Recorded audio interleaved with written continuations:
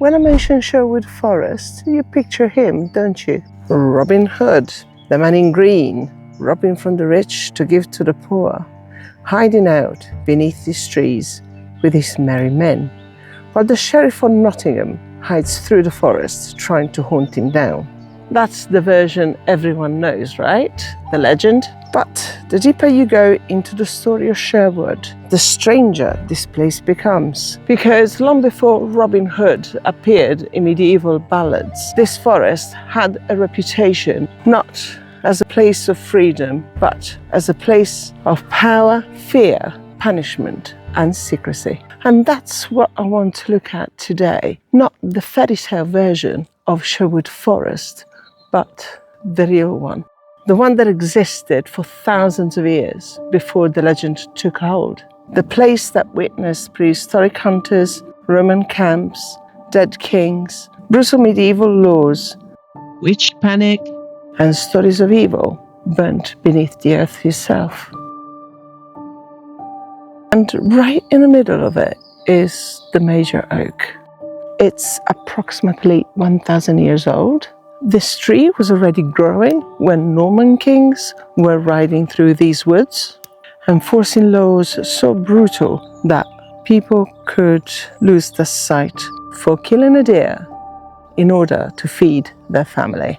It has seen Sherwood through almost every chapter in history.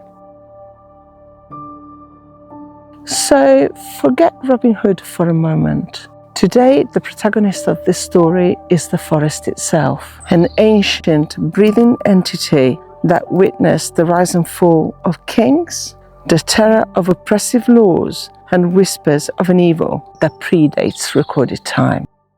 So let's go back around 12,000 years to the end of the last ice age, when glaciers began to retreat and woodland slowly spread back across central England.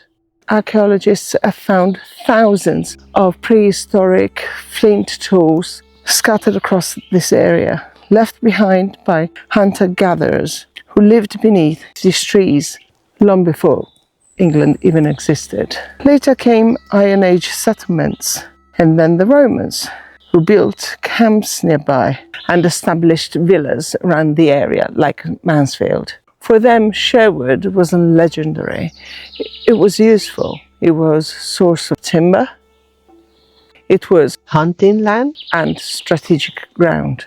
But one of the earliest and most haunting stories comes even before the Normans arrived. The year is 633 AD, and King Edwin of Northumbria has been killed at the Battle of Hatfield Chase by the forces of Cadwallon of Gwynedd and King Penda of Mercia. According to local tradition, the king's followers brought his body into the woods of Sherwood to hide it from his enemies, burying him in the place that later became known as Edwinstowe, Edwin's holy place. We know that Edwin's head is buried in York and his body is buried in Whitby. The tradition says that originally he was buried here in Edwinstowe. Whether some of the details of the story are true or not, it tells us something important about how people saw the forest 1,000 years ago. It was a place that held secrets, hid things, and gave refuge when nowhere else felt safe. And maybe that's one of the reasons why people believe that maybe there's something here. Something moving silently through the trees, and voices sometimes heard deep in the woods. The Sherwood most of us recognize goes back to 1066, when William the Conqueror and the Norman kings claimed huge areas of England as royal forests. And in 1100, Sherwood officially became one of them. Now, royal forest sounds like a good thing today, but back then it was a legal territory where the king's law overruled everything else. and the forest laws imposed here were some of the harshest in medieval England. This was not a protected nature reserve. It was an enormous haunting estate reserved for kings and nobility. Regular people living inside here have really very few rights at all. Now, forget the idea of the friendly squabbles over poached deer. You couldn't really hunt here. You couldn't take timber. You couldn't carry arms. And if you did, the punishments were absolutely horrific. And much of Sherwood Forest was governed from Kings Clipstone, also known as the King's Palace, which is now known as King John's Palace. You probably recognize the name now. Regular people living inside the boundaries had very little rights at all. This is where royal courts met beneath the Parliament Oak and where hunting parties gathered. And all of the while, resentment was growing. For the people here, the forest wasn't freedom. It was a poison where fear and survival shaped everyday life. The deep woods became one of the only places left to disappear.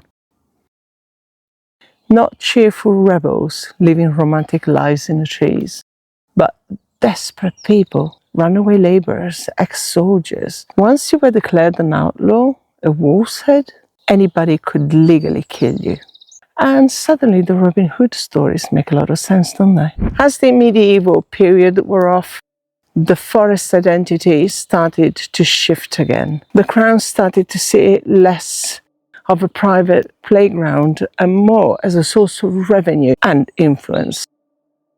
During the 12th and 13th century, vast areas of the forest were granted to powerful monastic orders. 3 great religious houses rose from the wilderness: Newstead Abbey, Ferguson Priory, and the one right behind me, Rufford Abbey. As you can see, these weren't humble chapels. They were major economic powerhouses. The monks became massive landowners, clearing woodland for farming, managing timber, and transforming the wild landscape into cultivated estates. But their power came to an abrupt end. In the 1530s, Henry VIII, in his break with the Catholic Church, ordered the dissolution of the monasteries. These large estates were partially demolished and converted into lavish private country homes. This was a pivotal moment. The forest, once owned by the crown and then by the church, was being carved up and sold to the aristocracy. Sherwood became a patchwork of private estates, a symbol of aristocratic wealth and power. The forest was being consumed. The ancient oaks of Sherwood were used, for example, to rebuild St. Paul's Cathedral after the Great Fire of London, or so it's believed. The mighty warships of Admiral Nelson's fleet were built with the same sturdy oak. It was a vital resource, but one that was being systematically dismantled, shrinking with every felled tree. The association of Sherwood Forest with the supernatural isn't a modern-day invention for ghost hunters. The entire area has a deep historical connection to witchcraft and occult practices. But in 2018, a discovery was made that sent a chill down the spine of historians and archaeologists.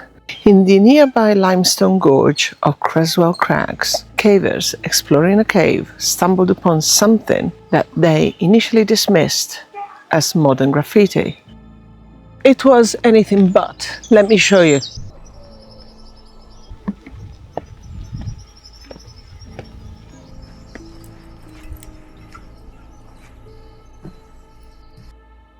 What they found here was the largest collection of apotropaic marks, or witch marks, ever discovered in the UK. Hundreds upon hundreds of symbols were scratched into the walls and ceilings of the caves, concentrated around dark holes and crevices.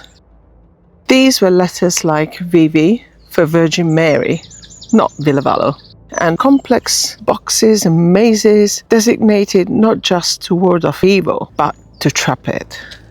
These weren't just random doodles, but a desperate ritualistic effort to protect against something terrifying, possibly coming from the bottom of the caves.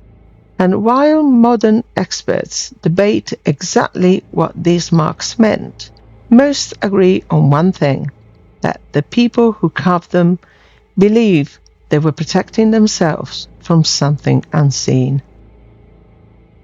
And standing inside those caves, there were moments, I swear, where you genuinely felt like something was moving towards us through the darkness. Like footsteps, shifting sounds, and something like a presence, like someone was inside the cave with us. It was probably just the acoustics of the caves playing tricks on us, but in a place layered with so much history, superstition, and fear, it's very easy to fill in the blanks. And for years, local folklore told tales of Mother Grundy, a witch that supposedly lived in the area and that was banished to the caves. Although technically Creswell Crags isn't part of Sherwood Forest, through folklore, superstition and local legend, the two have become deeply connected.